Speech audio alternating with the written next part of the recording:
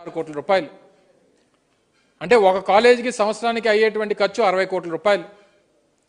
అంటే 2 సంవత్సరాలకి దాదాపు ఒక కాలేజీకి అయ్యేటువంటి ఖర్చు 120 కోట్ల రూపాయలు. అంటే 10 కాలేజీలకి ఒక కాలేజీకి 120 కోట్ల రూపాయలు చెప్పినా 1200 కోట్ల రూపాయలు ప్రైవేట్ వాళ్ళకి మేము చెల్లిస్తాం అన్నటువంటి మాట బరితెగించి రాష్ట్ర ప్రభుత్వం చెప్తా ఉందనంటే దీని వెనకాల ఉన్నటువంటి అంతర్యం ఏమిటో, దీని వెనకాల ఉన్నటువంటి దీని మీద ఎంత కిక్ బ్యాక్స్ అనేటువంటివి ఈ ప్రభుత్వ పెద్దలు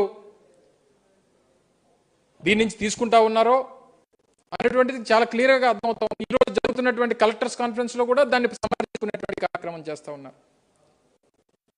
పీపీపీ అంటే ప్రైవేట్ పరం కాదు. పీపీపీ అంటే ప్రైవేట్ పరం కాకపోతే ఏంటి చెప్పండి?